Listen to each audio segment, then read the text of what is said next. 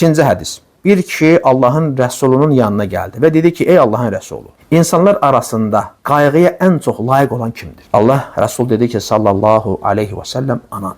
Dedim, sonra kim? Dedi, anan. Dedim, sonra kim? Dedi, anan. Dördüncü dəfə soruşanda dedi ki, atan.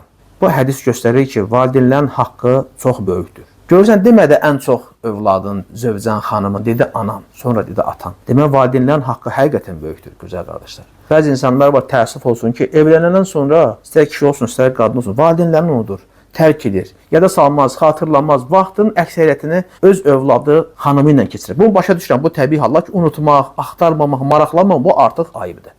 Bayramdan bayrama zəng elər, təbrik edər, nə bilim, həftədə bir dəfə və s. Halı ilə maraqlanmaz, dərdi ilə maraqlanmaz, dərdinə şərik olmaz. Halbuki Allah Teala kitabında nə deyir? وَقَضَى رَبُّكَ أَلَّا تَعْبُدُوا إِلَّا إِيَّهُ وَبِالْوَالِدَيْنِ إِحْسَانًا. Allah Teala buyurur ki, Allah sizə ondan başqasına ibadət etməməyi əmr elədi. Yəni, yalnız ona ibadət etməyi və valideynlərinə yaxşılıq etməyi əmr elədi. Gör, Allah bizə nə əmr edir? Onlara qarşı təvəzzökar olmaq, kibirli yox. Onlara uf belə söyləmək olmaz, ancaq can deyib can içdirməlisən. Valideynlərin qarşı mərhəmətli, rəhimli olmalıyıq. Öz övladlarına görə sən əsirsən, çalışırsan, qayğı göstərdirsən ki, subhanallah, mənim atam, anam da mənə qarşı belə idi. İnsan o zaman daha çox ata-ananın qədrini bilir. Ona görə də ata-anaya qarşı mehriban olmaq lazımdır, onları sevmək lazımdır. Yəni, onlar bizim cənnətə gedən yolumuzdur.